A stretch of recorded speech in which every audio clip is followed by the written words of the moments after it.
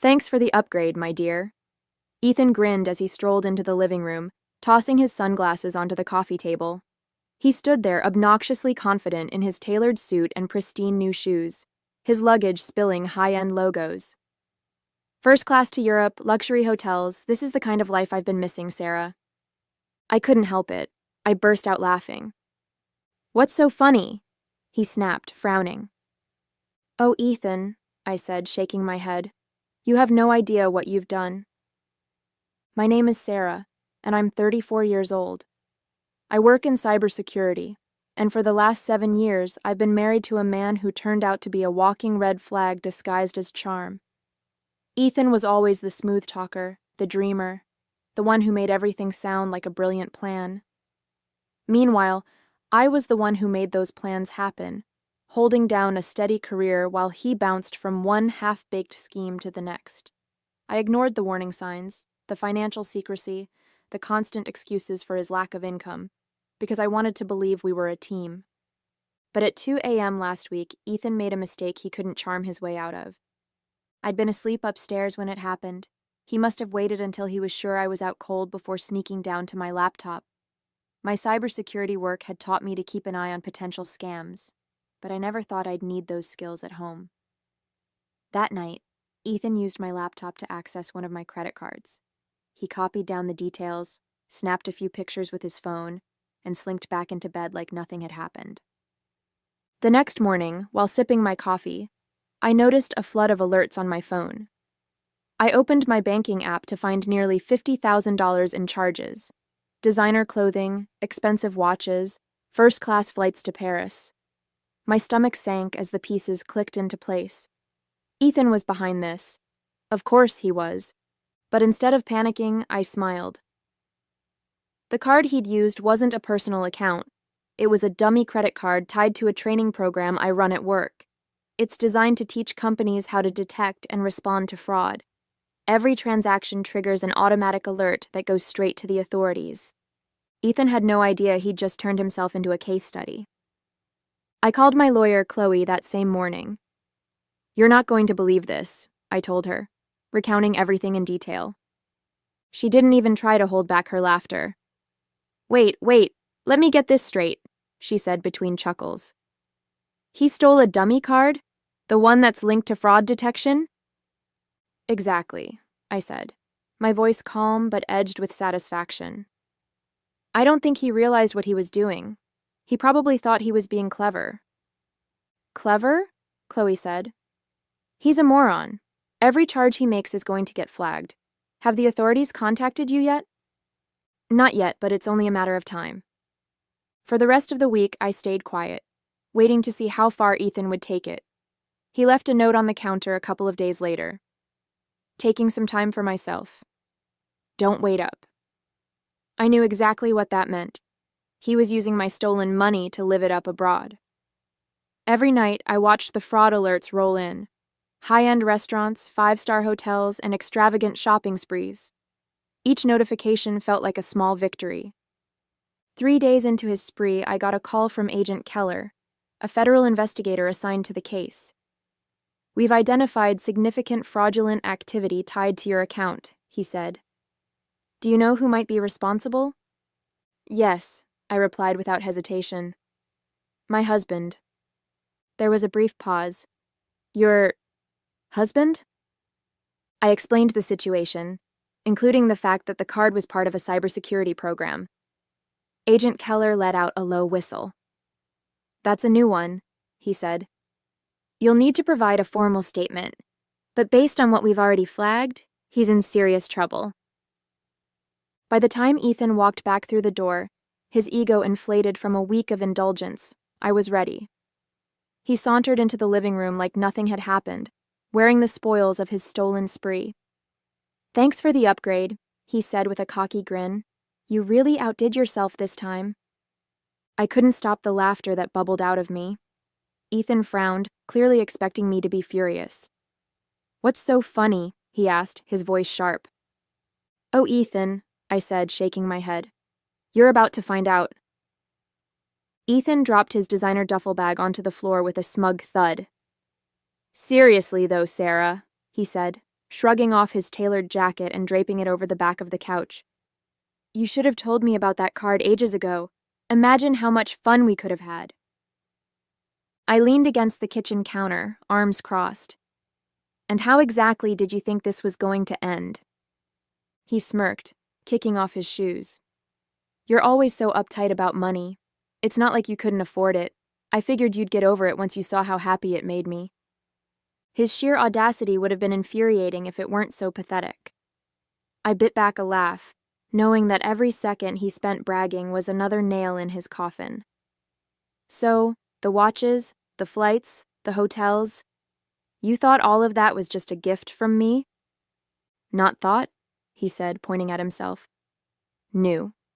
It's about time you loosened up." I smiled, a tight-lipped expression that told him nothing. "I'll bet." Once Ethan disappeared into the shower, humming some obnoxious tune, I picked up my phone and texted Chloe. "He's back, ready to move forward." Her reply was immediate. "Perfect. I'll alert Agent Keller." Over the past week, Chloe and Agent Keller had been preparing the case against Ethan. His every move had been tracked, every charge meticulously logged. From the designer clothing boutiques to the luxury hotels in Paris, his indulgence painted a picture of someone who thought they were untouchable. Ethan had no idea how deep he'd dug his own grave. Agent Keller had assured me that the fraud alerts from the dummy account had already triggered a full investigation. "We'll bring him in for questioning once you're ready," he'd said during our last call. "But I'd recommend letting him walk into it on his own. The more confident he is, the better." Now, as I listened to Ethan's off-key singing echo from the bathroom, I felt an almost surreal sense of calm. For years, I'd let him take advantage of my trust, my kindness, my stability. But this time, he was about to face the consequences of underestimating me. After Ethan emerged, wrapped in a plush towel and grinning like he didn't have a care in the world, he flopped onto the couch. "You should have seen Paris," he said, reaching into his bag to pull out a shiny gold watch. "The shops, the restaurants, it was like a dream." "Sounds incredible," I said, leaning against the doorway. "Tell me more." He launched into a detailed account of his week-long spree, complete with exaggerated hand gestures and unnecessary details about the champagne quality at some rooftop bar. Every word felt like an indictment, a confession he didn't even realize he was making. He had no idea I was recording the entire conversation on my phone, the file ready to be forwarded to Agent Keller. "And the best part?" Ethan said, holding up the watch to admire it. "Nobody suspected a thing. Not even you." The next morning, Chloe and I met over coffee to finalize the timeline. "He's got no defense," she said, scrolling through the evidence we'd compiled. The fraud alerts, the charges, his conversation from last night, it's airtight. Agent Keller is ready to bring him in for questioning. They're coordinating with the local police to execute the arrest. I nodded, the weight of everything finally starting to settle in. What happens after that? He'll face multiple charges, including fraud, identity theft, and unauthorized use of a financial account, Chloe explained. Given the amount of money involved, it won't be a slap on the wrist. Best case scenario for him? He cuts a deal and avoids jail time. Worst case? He's looking at years behind bars. A part of me wanted to feel sorry for him. But then I remembered the smug grin on his face, the way he'd flaunted his stolen goods without a second thought about the damage he'd caused. This wasn't just a mistake. It was a pattern of selfishness and entitlement that I'd been blind to for far too long. Later that evening, as Ethan lounged on the couch scrolling through his phone, I heard the unmistakable sound of a knock at the door.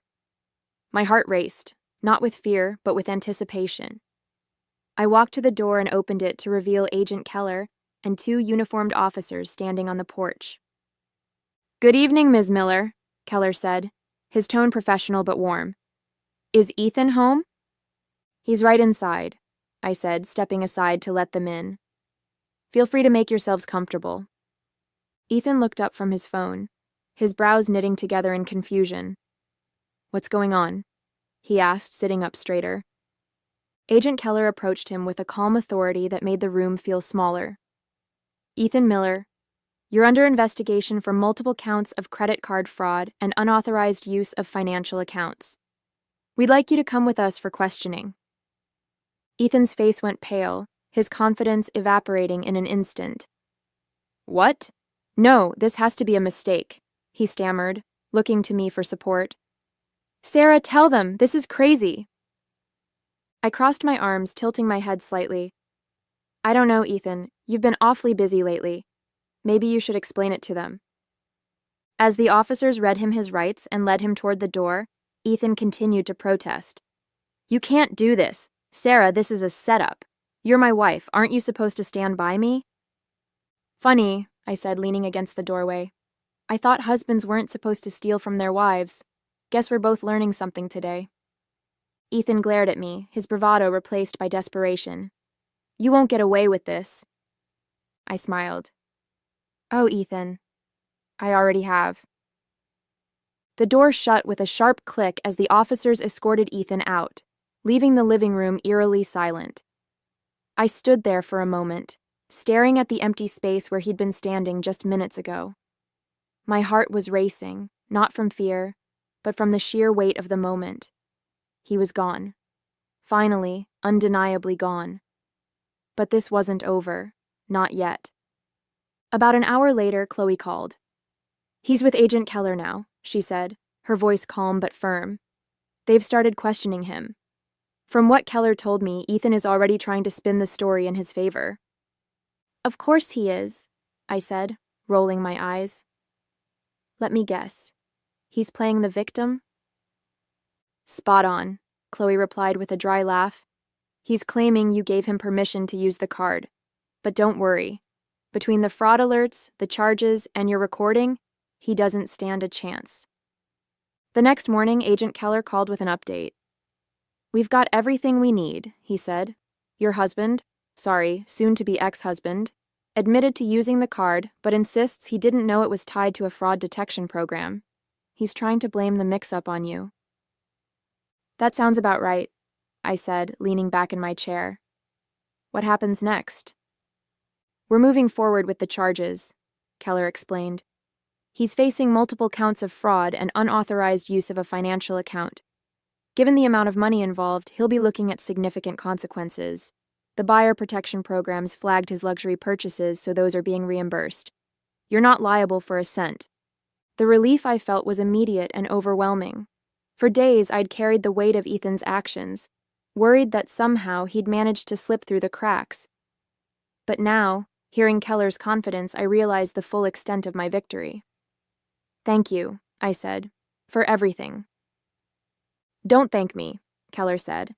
This case practically handed itself to us. You handled this brilliantly. The fallout hit Ethan harder than I expected. Word spread quickly among our mutual friends and acquaintances about his arrest, and it wasn't long before his carefully crafted image of the charming, carefree husband began to crumble. Nicole, the woman I suspected he'd been seeing, apparently dropped him the moment she heard about the charges. The designer goods he'd flaunted were confiscated, the flights he'd booked were canceled, and the banks froze his accounts. One evening, I got a call from an unfamiliar number. Against my better judgment, I answered, and sure enough, it was Ethan. Sarah, he began, his voice low and strained. I need to talk to you. I couldn't help but laugh. Ethan, the only thing you need to do is figure out how to explain yourself to the judge. Please, he said, his tone shifting to desperation. I messed up, okay? I didn't mean for it to go this far. I was just what? I interrupted, my voice cold. Just trying to steal $50,000 from me? Just hoping I wouldn't notice? Just banking on me being too blind or too forgiving to stop you? There was a long silence on the other end of the line. Finally, he muttered, I thought you loved me. I let out a sharp breath, my anger boiling over. I did, Ethan. I loved the person I thought you were. But the person who stole from me, who lied to me, who thought he could get away with it, that's not someone I could ever love. Before he could respond, I hung up. A week later, Chloe called to confirm that Ethan had accepted a plea deal. He's avoiding jail time, she explained. But he'll have to pay back every cent he tried to steal and complete community service. Plus, his credit is going to be in shambles for years. That sounds fitting, I said. He always wanted the high life. Now he gets to see how the other half lives. Chloe laughed. You're handling this way better than most people would. It's funny, I said, smiling to myself. For years, I thought Ethan was the one who held things together in our marriage. I thought his charm, his ambition, his big ideas were what kept us moving forward. But now I see it clearly. I was the one holding everything up. He was just dead weight. The day the divorce papers came through, I poured myself a glass of wine and sat on the couch, looking around the apartment that now felt wholly and completely mine. Ethan's absence wasn't a loss. It was a gift, a chance to rebuild my life without the constant shadow of his selfishness. As I sipped my wine, I thought about the moment he'd walked through the door, flaunting his stolen goods and mocking me for the supposed upgrade he'd given himself. He'd been so confident, so sure of his own brilliance, and now he was the one paying the price. For the first time in years, I felt truly free. This wasn't just the end of a marriage. It was the beginning of a life I could finally call my own. The apartment felt eerily quiet in the days after Ethan's arrest. His things were gone, what little he hadn't sold or stuffed into his designer duffel bag, but the space felt lighter, almost like the weight of his betrayal had been physically lifted. For the first time in years, I could sit in my own home without feeling his shadow looming over me. Chloe stopped by one afternoon to drop off some final paperwork. "How are you holding up?" she asked, sitting on the couch with her usual no-nonsense demeanor. "Better than I thought I would," I admitted, handing her a cup of coffee. "It's strange, but I don't even feel angry anymore, just relieved." She smiled knowingly. "That's because you've already won. You didn't just survive this, Sarah. You came out stronger." Yeah. I thought about that as we went through the documents, finalizing the details of Ethan's financial restitution. It wasn't just about the money, though knowing he'd be paying back every cent was satisfying. It was about finally reclaiming my independence. For years, I'd let Ethan dictate the terms of our relationship, thinking it was easier to keep the peace. But now, I realized that peace built on compromise and silence wasn't peace at all. The official letter of divorce arrived a week later, delivered in an unassuming envelope that felt far too small to contain something so monumental. I held it for a moment, letting the weight of it sink in, before tearing it open. My eyes scanned the lines of legal jargon until I found the words that mattered most. Finalized and irrevocable. I sat down at the kitchen table, the letter in my hands, and allowed myself a rare moment of reflection. This wasn't the life I'd imagined when I married Ethan. I'd pictured stability, partnership, and a future built on mutual trust. But now, as I looked around the home I'd rebuilt for myself, I realized I had something better. Freedom, clarity, and the knowledge that I was stronger than I'd ever given myself credit for. Lauren came over that evening with a bottle of wine and a carton of my favorite takeout. "To new beginnings," she said, raising her glass, "and to the absolute dumpster fire you just walked away from." I laughed, clinking my glass against hers. "To never settling for less than I deserve." Over the next few weeks, I started to piece together what my new life would look like. I redecorated the apartment, adding splashes of color and personal touches that felt like me. I finally took the solo vacation I'd been dreaming about for years, exploring the coast and soaking in the kind of peace that only comes from leaving everything behind for a little while. Ethan tried to reach out a few more times, through mutual acquaintances, vague apologies over email, even a laughably tone-deaf letter claiming he'd changed. But I didn't respond. There was nothing left to say. He'd made his choices, and I'd made mine. Every now and then I'd hear updates about his life through the grapevine. He was struggling to find work, his reputation tarnished by the fraud charges. He'd moved back in with his parents, apparently still clinging to the belief that he could talk his way out of anything. I didn't feel sorry for him. If anything, I felt relief. He wasn't my problem anymore.